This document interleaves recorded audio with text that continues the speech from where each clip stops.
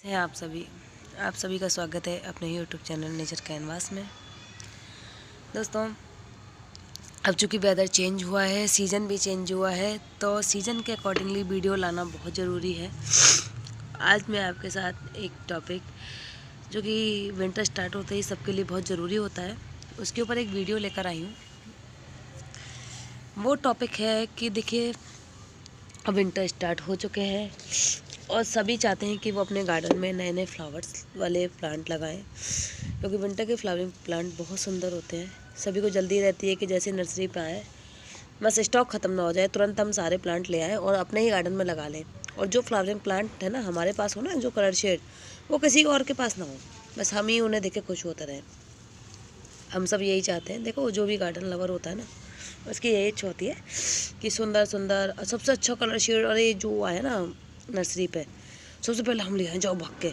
किसी और ने ले लिया तो अभी ख़त्म हो गया, तो फिर हमें दोबारा नहीं मिला, तो बस इसी उसमें वो ख़रीद लाएंगे सारे प्लांटों को। बहुत सारे प्लांट खरीद लाते हैं और लगाते हैं, बड़े शौक़ से लगाते हैं और बड़ा जोश आता है लगाने के बाद। लेकिन पर क्या होता है, कुछ टाइम बाद वो फ्लावरिंग प्लांट अचानक से चलते चलते मर जाता है, या फिर वो ग्रोथ ही नहीं करता। अब देखिए कि उसका क्या कारण होता है। ये डिपेंड करता है कि हमने फ्लावरिंग प्लांट को लगाया कैसे। एक वीडियो में आपके साथ शेयर करूँगी कि लगाने के बाद हम अपने प्लांट में ऐसी क्या बात याद रखें जिससे हमारी फ्लावरिंग अच्छी हो, लंबे समय तक हो। लेकिन आज हम ये बात मैं आपको बताऊंगी कि प्लांट का चलना इस बात पे भी डिपेंड करता है कि हमने उसे नर्सरी से लाने के बाद किस तरीके से लगाया। ये बात सबसे ज़्यादा ज़रूरी है कि हमने उसे किस तरीके से लगाया, क्योंकि जिस तरीके से हम उस प्लांट को लगाएंगे ना, वही हमें डिसाइड हो जाएगा कि हमारा प्लांट कितने लंबे टाइम तक चलेगा। जैसे कि जो खाना हम अपने पेट में डालेंगे उसी हिसाब से हमारा शरीर चलेगा। तो वही प्लांट का हिसाब है कि जिस तरह की सॉइल में हम इसे लगाएंगे, जिस तरीके से हम इसे लगाएंगे, ये हमें वैसा ही रिजल्ट देगा। तो सबसे पहली गलती जो हम करते हैं वो ये कि नर्सरी से लाते ही बस अब तो हम प्लांट ले आए, अब तो अभी लाए और अभी अपने गमले में लगाए। ये हमें नहीं करना है। आप अपने प्लांट को लाने के बाद 1-2 दिन रखिए, उसे अच्छे से उस माहौल में एडजस्ट होने दीजिए। वो अपने इतने सारे यार दोस्तों को, अपने साथी प्लांट्स को छोड़कर आया है, वो स्ट्रेस में होगा, तो आप उसे एकदम से लाते ही मत लगाइए। जब वो अपने नए दोस्त बनाएगा, अपनी नई दुनिया में आएगा, तो उसे थोड़ा टाइम लगेगा उस चीज़ के लिए। तो आप उसे आते ही मत लगाइए एकदम से उस चीज़ को, वेट कीजिए। जैसे मैं लाई थी, 2 दिन से मैंने रखा हुआ है, अब मैंने रिपोर्ट करूँगी और मैं कैसे करूँगी वो मैं आपके साथ शेयर करूँ कि हमें प्लांट एकदम से लाते ही नर्सरी से नहीं लगाना। दूसरी बात, आप इसकी सॉइल न्यूट्रिशन रिच तैयार कीजिए। एक ही बार में ऐसी सॉइल तैयार कीजिए कि पूरे सीजन आपको इसे कोई भी सॉलिड फर्टिलाइज़र देने की ज़रूरत ना पड़े। आप इसकी सॉइल में सारे इंपॉर्टेंट न्यूट्रिशन डालिए, जैसे कि बोन मील है, फंगीसाइड है। जैसे कि फंगीसाइड से आपके प्लांट में फंगस नहीं लगेगी।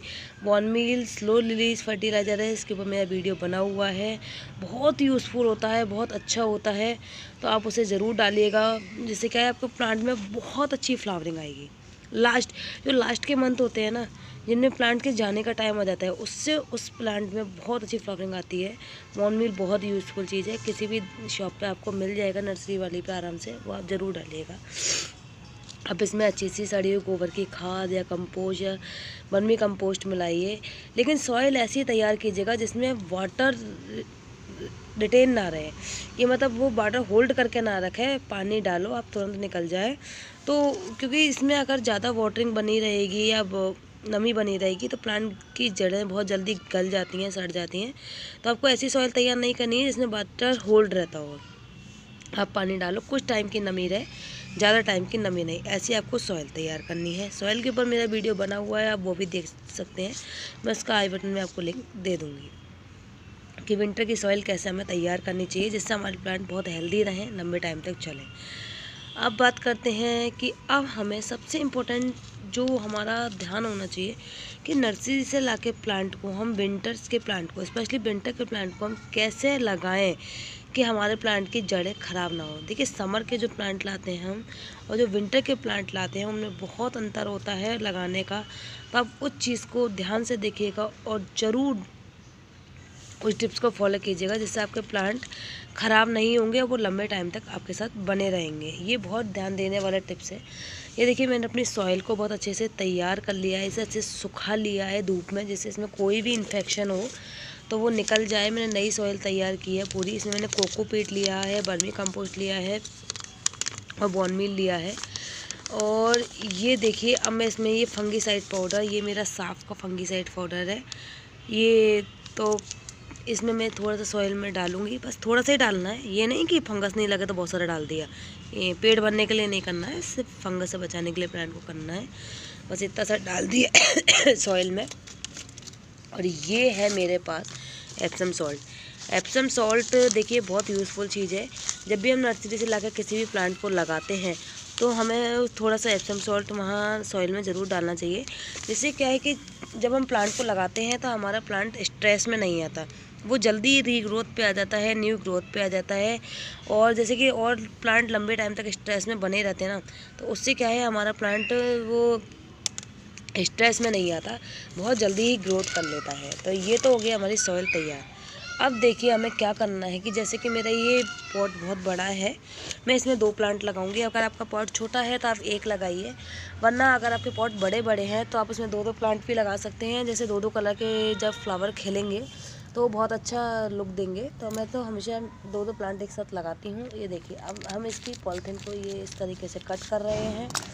और कट करने के बाद ये देखिए, इसमें ऑलरेडी मैंने अभी वाटरिंग की है, सॉइल गीली है, तो मैं वाटरिंग करने की इसमें ज़रूरत नहीं पड़ेगी। मैं अभी आपको दिखाती हूँ, इसे निकाल में लगाने वाली हूँ। मैंने दोनों को निकाल लिया है। अब देखिए हमें करना क्या है, ये जो विंटर की ये प्लांट होते हैं, हमें इनकी सारी सॉइल नहीं हटानी होती कभी भी। आप ये गलती बस मत कीजिएगा अपने प्लांट लगाते वक्त, इनकी सारी सॉइल कभी मत निकालिएगा। जैसे कि मैंने अपने कई वीडियो में बताया है कि जो भी हम नर्सरी से प्लांट लाते हैं उसकी हमें सारी सॉइल हटा देनी चाहिए, क्योंकि वो बहुत चिकनी और बहुत अनहेल्दी होती है प्लांट के लिए। वो नर्सरी तक ही अच्छी रहती है, हमारी सॉइल में वो एडजस्ट नहीं हो पाती।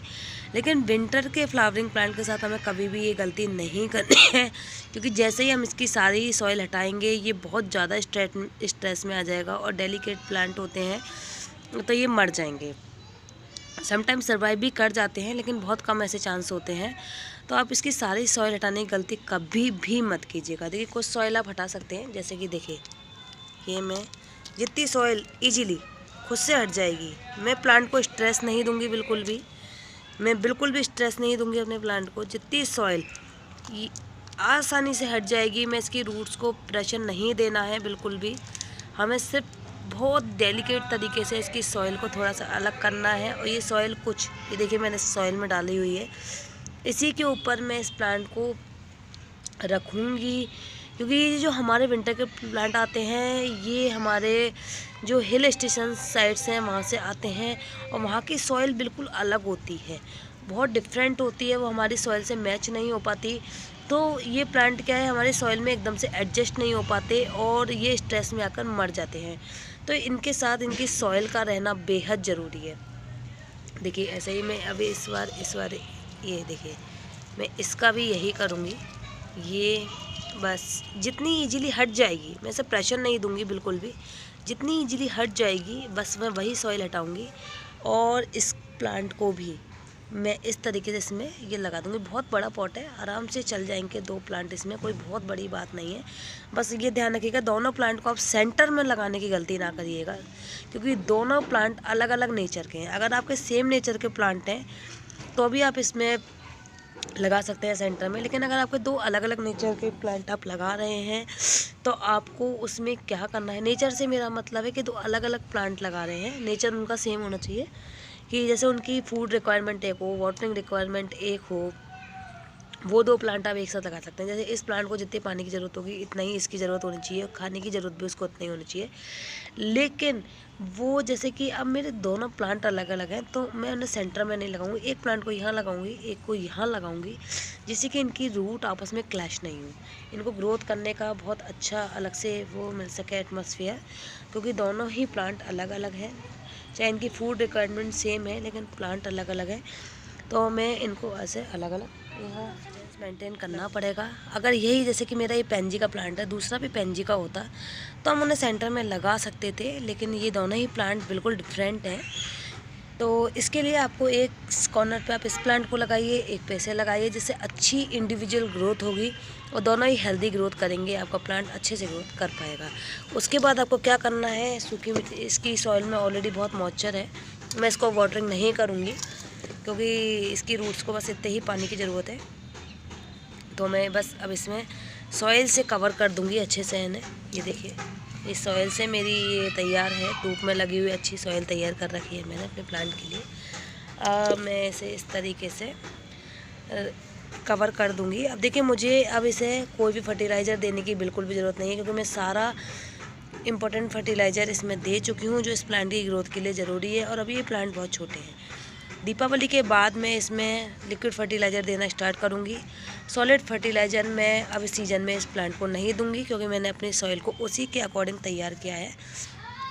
अब जो भी विंटर्स के फ्लावरिंग प्लांट लगाएं, उन्हें इमीडिएटली ये लिक्विड फर्टिलाइज़र देना स्टार्ट ना करें। आप 1 मंथ बाद उन्हें लिक्विड फर्टिलाइज़र देना स्टार्ट करें, क्योंकि उन्हें अभी इतनी रिक्वायरमेंट फूड की है नहीं। जब वो हेल्दी ग्रोथ पे आ जाएंगे, बड़े हो जाएंगे, तब उनकी ग्रोथ की नीड चालू होगी। तब तक उनकी नीड हमने जो सॉलिड फर्टिलाइज़र दिया है उससे पूरी होती रहेगी धीरे धीरे, क्योंकि जो भी सॉलिड फर्टिलाइज़र होते हैं वो स्लो रिलीज होते हैं, वो धीरे धीरे इन प्लांट की नीड को पूरा करते रहेंगे। जब आपके प्लांट 1 महीने हो जाए, अच्छी ग्रोथ करने लगें, तो आप इन्हें लिक्विड फर्टिलाइज़र देना स्टार्ट कर सकते हैं। क्योंकि देखिए, अभी से आप इन्हें लिक्विड फर्टिलाइज़र देंगे तो ये बहुत जल्दी ग्रोथ पे आ जाएंगे, ग्रोथ पे आएंगे, फ्लावरिंग देंगे, और उसके बाद क्या होगा, ये जल्दी मर भी जाएंगे, पूरे सीज़न आपके साथ नहीं बने रहेंगे। और सबसे बड़ी बात, जब आप प्लांट लगा लें, इसके ऊपर जितनी भी कलियाँ आ रही हों, जितनी फ्लावरिंग आ रही हो, सबको हटा दीजिए, पिंच कर दीजिए, जिससे क्या होगा कि आपके प्लांट की एनर्जी वेस्ट नहीं जाएगी। वो अपना सारा ध्यान केवल अपनी ग्रोथ पर लगाएगा, फ्लावरिंग पर नहीं। क्योंकि अगर इसने अपना ध्यान फ्लावरिंग पर लगा दिया, देखिए मैंने सारी कलियाँ हटा दी, ये सारी कलियाँ मैं हटा कर फेंक दूँगी।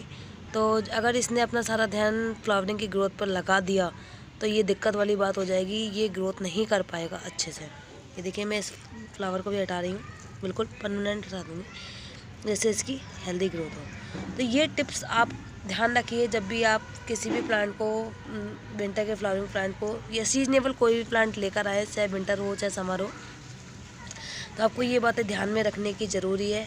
अब आप इसे ऐसी जगह रखिए जहाँ से दिन की सुबह की मॉर्निंग की हल्की हल्की धूप मिले, गुनगुनी सी, ज़्यादा तेज़ वाली धूप नहीं मिले, क्योंकि अभी ये प्लांट स्ट्रेस में है और स्ट्रेस के कारण ज़्यादा तेज़ धूप ये बर्दाश्त नहीं कर पाएगा। जब इसमें न्यू ग्रोथ आएगी तब आप इसे धूप में, फुल धूप में रख दीजिएगा, कोई प्रॉब्लम नहीं आएगी।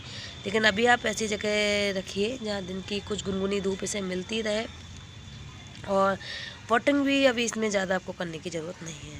तो अगर आप इन टिप्स को फॉलो करेंगे, नर्सरी से लाकर किसी प्लांट को ऐसे लगाएंगे, तो आपके प्लांट लंबे टाइम तक चलेंगे, हेल्दी ग्रोथ करेंगे, और उनमें फ्लावरिंग भी बहुत अच्छे से आएगी।